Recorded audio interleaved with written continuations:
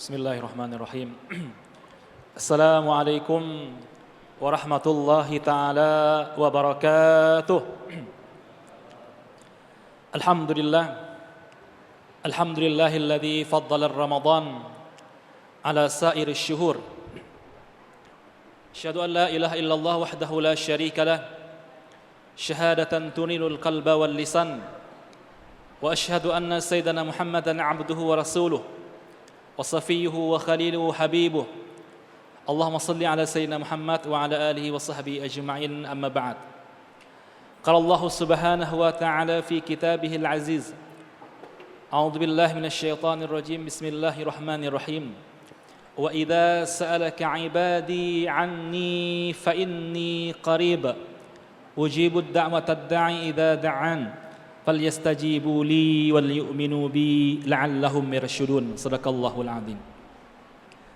Hamba Allah yang berbahagia, di dalam kita melaksanakan ibadah atau ubudiyah kepada Allah, ada satu amalan yang harus kita isi, yang harus kita laksanakan sembaring kita melaksanakan rutinitas wajib kita, salat, puasa, zakat dan sebagainya. Apa itu amalannya? Yaitu adalah doa kepada Allah Subhanahu wa taala.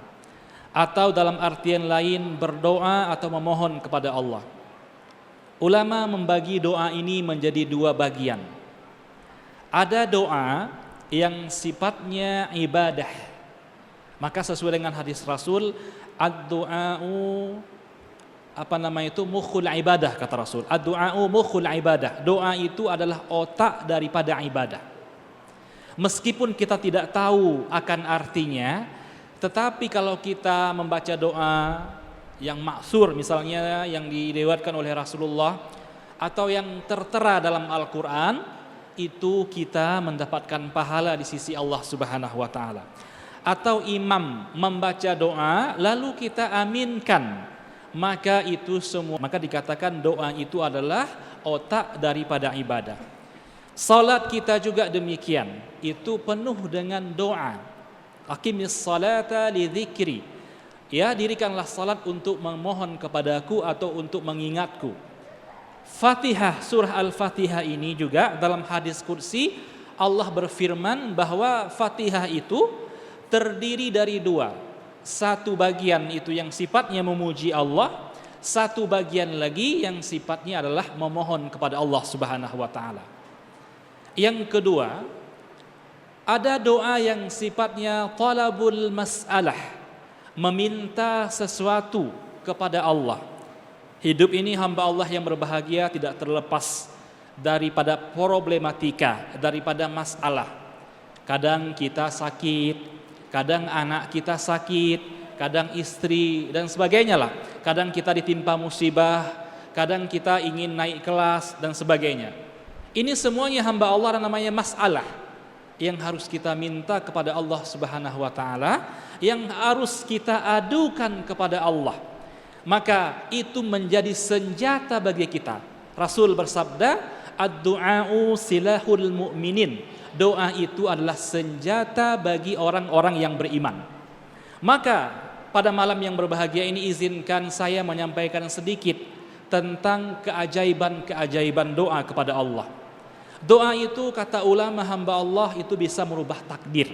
Sesuatu yang tidak mungkin terjadi dalam kacamata pandangan manusia kita atau dalam rasionalitas, itu bisa terjadi lewat kita ucapkan doa kepada Allah Subhanahu wa taala.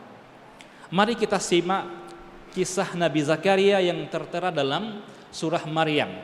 Allah berfirman, qala rabbi inni wahanal 'adhmu minni washta'ala ar-ra'su syaiba wa lam akun bidu'aika rabbi syaqiyya wa inni khiftul mawaliya min wara'i wa imra'ati 'akira fahabli min ladunka waliyya.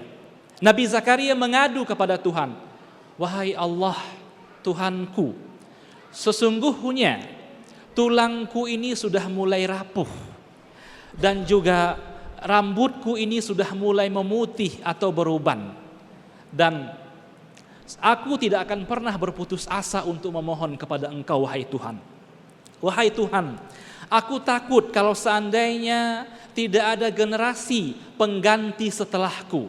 Sementara istriku adalah seorang wanita yang mandul. Ya Tuhan, karuniakan kepadaku akan anak. Ini doa Nabi Zakaria alaihissalam. Ada dua hal yang mungkin tidak rasionalitas menurut pandangan kita. Yang pertama, usia Nabi Zakaria ketika itu adalah 90 tahun menurut mufassir. Dia sudah lama menikah, sudah lama berkeluarga, belum juga dikaruniakan oleh Allah. Ya, lalu dia berdoa kepada Allah. Pada usianya yang 90 tahun itu hamba Allah, ya Allah memperkenankan doanya. Padahal kalau kita lihat usia produktif seorang laki-laki itu tidak sampai 90 tahun. 90 itu tidak produktif lagi, sudah lemah. Yang kedua adalah wamraati akira, istriku adalah seorang wanita yang mandul.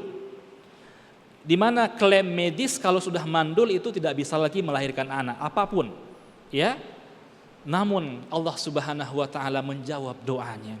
Ya Zakaria, inna nubashshiruka bighulam ismu Yahya, lam naj'al lahu min qablu samiyya. Wahai Zakaria, kami memberikan kabar gembira kepada engkau dengan lahirnya seorang laki-laki yang bernama Yahya, di mana kami belum pernah menciptakan laki-laki yang seumpama dengannya. Ini hamba Allah.